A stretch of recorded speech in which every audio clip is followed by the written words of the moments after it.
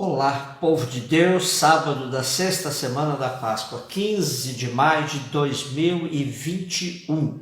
A nossa reflexão de hoje é a partir de Atos 18, 23, 28 e de João 16, 23, 28.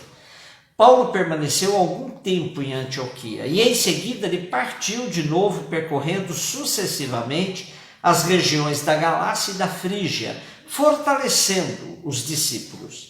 Chegou a Éfeso um judeu chamado Apolo, natural de Alexandria. Era homem eloquente, versado nas escrituras e fora instruído no caminho do Senhor, falava com fervor de espírito e ensinava com exatidão a respeito de Jesus, embora conhecesse somente o batismo de João.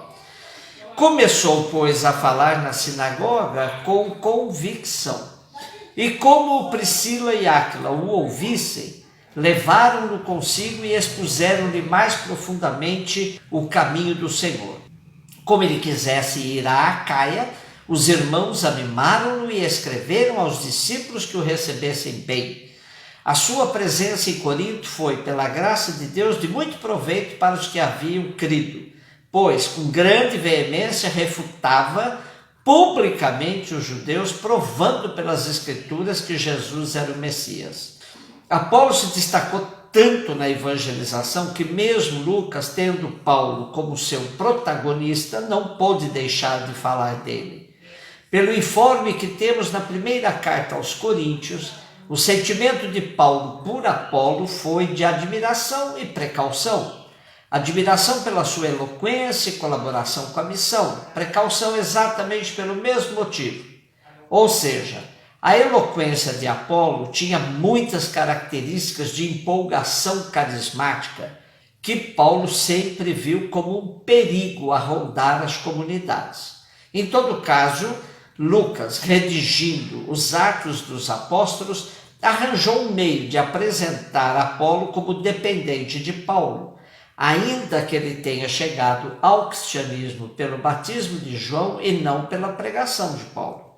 Porém, Lucas coloca Priscila e Áquila, amigos íntimos de Paulo, como os mestres de Apolo, para ajudá-lo no anúncio da Boa Nova com mais precisão.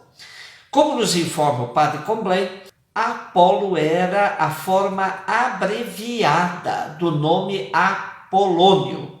Apolo era de Alexandria, só isso já diz muita coisa. Alexandria é o centro do judaísmo helenístico. Aí se fizeram as versões gregas da Bíblia e se escreveram os deuterocanônicos escritos em grego. Está subentendido que Apolo era da escola de Alexandria. O nome judeu aplica-se sempre aos judeus não cristãos nos Atos. Aqui, porém, Lucas apresenta Apolo como sendo já cristão, mas ignorante do batismo do Espírito Santo.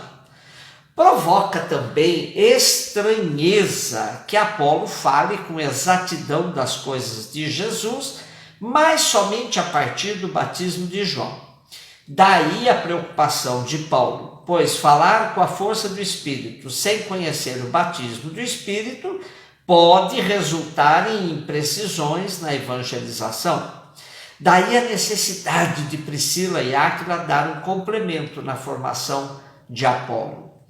Por trás da narrativa de Lucas aparece o surgimento de novas lideranças no processo de evangelização e a diligência dos cristãos mais de frente, como Priscila e Áquila, com a seriedade do conteúdo do querigma tão caro para o cristianismo nascente. Hoje, sofremos com inúmeras interpretações que se fazem do querigma e de tantas mensagens sobre Deus, Jesus Cristo, Espírito Santo, sem contar os abusos em relação a Maria e outras realidades da piedade popular. Se por um lado a igreja deve agradecer sempre ao Espírito pelas novas adesões ao processo evangelizador, por outro, manter a seriedade do conteúdo, para que não sejam promovidos grupos e movimentos com orientações estranhas e até mesmo equivocadas em relação à maneira de ser cristão no hoje da história. João 16, 23, 28. Disse Jesus aos seus discípulos: naquele dia não me perguntareis mais coisa alguma. Em verdade, eu vos digo, o que pedirdes ao Pai em meu nome, ele vos dará.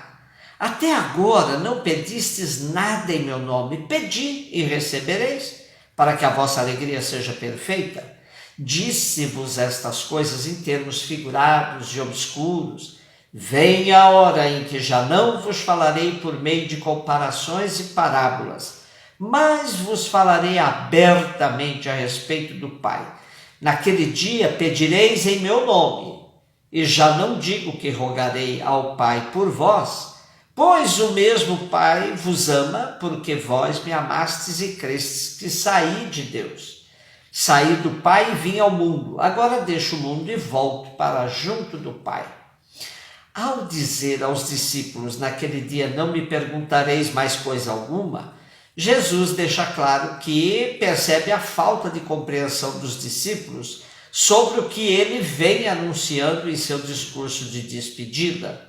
Ele percebe a confusão que toma conta dos discípulos, daí que garante que mais tarde eles entenderão.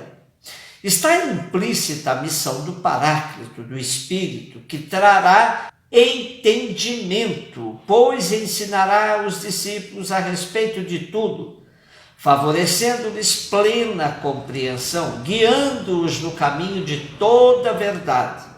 Vemos na primeira carta de João uma ideia semelhante a essa, onde se diz que vós recebestes de Jesus a unção, que está em vós, e não tendes necessidade de que alguém vos ensine. Temos no trecho de hoje algo de complexo entendimento, pois uma hora Jesus diz que pode-se pedir ao Pai, que nos atenderá em seu nome, ou pode-se pedir ao Pai diretamente.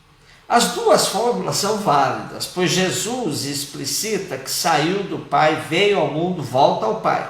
Assim entendemos quando Jesus diz: eu e o Pai somos um. Não que sejam a mesma pessoa, mas que entre eles há perfeita comunhão. A sinergia que circula entre Pai, o Filho e o Espírito é perfeita, fazendo com que nossos pedidos possam se dirigir a qualquer pessoa da Trindade, que alcançarão seu destino. Já tratamos inúmeras vezes sobre as orações de petição, que precisam ser entendidas fora da espiritualidade mágica, tão em voga nos dias de hoje. Deus sabe de tudo o que precisamos. Ele continua sendo misericordioso e acolhedor de todos seus filhos e filhas, mas nem sempre vamos ver se concretizar o que pedimos. Pois, além de Deus contar com nossa participação na realidade dos bens necessários, nem sempre nossas vontades estão de acordo com a realização do reino. Pedir a Deus é bom, mas rever sempre se o que pedimos tem, de fato, uma função de nos levar a uma autorreflexão necessária dos rumos de nossa vida. Pode-se também relacionar-se com Deus sem pedido algum, somente se submetendo à vontade dele, que muitas vezes não coincide com a nossa. Uma atitude mística é abandonar-se nas mãos do Pai, dizendo-lhe, como o fez o beato Charles de Foucault: meu Pai, a vós me abandono, fazei de mim o que quiserdes. O que de mim fizerdes, eu vos agradeço. Estou pronto para tudo, aceito tudo, contanto que a vossa vontade se faça em mim e em todas as vossas criaturas. Não quero outra coisa, meu Deus. Entrego minha vida em vossas mãos. Eu vou lá dou, meu Deus, com todo o amor do meu coração, porque eu vos amo.